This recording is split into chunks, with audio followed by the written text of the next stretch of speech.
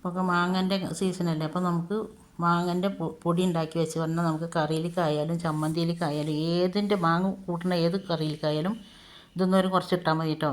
നല്ല ഫ്രഷ് ആയിട്ടുള്ള മാങ്ങൻ്റെ ഫ്ലേവർ തന്നെ ഉണ്ടാവും. അപ്പോൾ ഇതെങ്ങനെ ഉണ്ടാക്കണമെന്നൊന്ന് കണ്ടു നോക്കിയാലോ. Welcome back to our channel. നമ്മുടെ പുതിയൊരു വീഡിയോയിലേക്ക് എൻ്റെ എല്ലാ കൂട്ടുകാർക്കും സ്വാഗതം. ഞാൻ മാങ്ങ കിട്ടിയപ്പോൾ ഇപ്രാവശ്യം ഞങ്ങൾക്ക് കുറേ മാങ്ങ കിട്ടിയിട്ടോ. മാങ്ങ കിട്ടിയപ്പോൾ ഒന്ന് നന്നായിട്ടൊന്ന് കഴുകിയതിന് ശേഷം അതിൻ്റെ ഞെട്ടി ഭാഗം ഒന്ന് മുറിച്ച് കളയുക. മുറിച്ച് കളഞ്ഞിട്ട് അതിൻ്റെ ചുണങ്ങൊക്കെ ഉണ്ടാവുമല്ലോ, അതൊക്കെ ഒന്ന് കളഞ്ഞതിന് ശേഷം നന്നായിട്ട് കഴുകി എന്നിട്ട് അതേപോലെ ഞാൻ തോല് കളയാണ്ടാണ് മുറിച്ചിരിക്കുന്നത് കേട്ടോ. നമ്മൾ കടയിൽ നിന്നൊക്കെ വാങ്ങണ മാങ്ങയാണെങ്കിൽ തോലൊക്കെ കളഞ്ഞതിന് ശേഷം എടുക്കുക. അതിപ്പോൾ വീട്ടിലൊക്കെ ഉണ്ടായ മാങ്ങയാണ്, അതുകൊണ്ട് തോലൊന്നും കളഞ്ഞിട്ടില്ല. ഞാൻ ചെറുതാക്കി മുറിച്ചെടുത്തിട്ടുണ്ട്. മുറിക്കണമൊന്നും ഇപ്പോൾ ഞാൻ കാണിച്ചിട്ടില്ല. 2-3 ദിവസം ഞാനിത് ഉണക്കിയിട്ടുണ്ട് കേട്ടോ.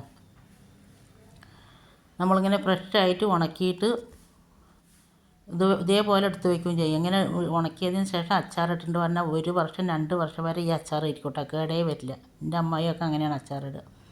അതിന് വേറെ ഒരു ഫ്ലേവറാണ് കേട്ടോ അത് ഉണ്ടാകുക, നമ്മൾ സാധാ അച്ചാറിടും പോലെയല്ല. അപ്പോൾ അത് ഞാൻ 2-3 ദിവസം നന്നായിട്ട് ഉണക്കിയിട്ടുണ്ട്. ഉണക്കിയതിന് ശേഷം മിക്സിൻ്റെ ചെറിയ ജാറില്ല, അതിലിട്ട് പൊടിച്ചെടുക്കുകയാണ്. വെയിലില്ലാത്ത സമയത്ത് ഫ്ലാറ്റിലൊക്കെ താമസിക്കുന്നവർക്ക് എങ്ങനെ ഉണക്കുക എന്നുള്ളതിൻ്റെ ഒരു മഴക്കാലത്താണെങ്കിലും എങ്ങനെ ഉണക്കിയെടുക്കുക എന്നുള്ളതിൻ്റെ ഒരു വീഡിയോ ഞാൻ മുമ്പ് പോസ്റ്റ് ചെയ്തിട്ടുണ്ടായിരുന്നു കേട്ടോ. കാണാത്തവരുണ്ടെങ്കിൽ കണ്ടു നോക്കി. അതിൻ്റെ ലിങ്ക് ഞാൻ ഡിസ്ക്രിപ്ഷൻ ബോക്സിൽ കൊടുക്കാം. ഇതിപ്പോൾ നന്നായിട്ട് ഉണങ്ങിയതിന് ശേഷം ഞാനിത് മിക്സിൻ്റെ ചെറിയ ജാറിലിട്ട് പൊടിച്ചെടുക്കുന്നുണ്ട്. ഇത് പൊടിച്ചതിന് ശേഷം നിങ്ങൾക്ക് അരിക്കണമെങ്കിൽ ഒന്ന് അരിച്ചെടുക്കാം. ഞാൻ അരിക്കണമൊന്നുമില്ല. എന്നിട്ട് നല്ലൊരു വെള്ളത്തിൻ്റെ നനവൊന്നും ഇല്ലാത്ത നല്ലൊരു ചില്ല് കുപ്പിയിലിട്ടിട്ട് നിങ്ങളിത് എടുത്ത് വെച്ചിട്ട് പറഞ്ഞാൽ ഫ്രിഡ്ജിലൊന്നും വെക്കേണ്ട ആവശ്യമില്ല.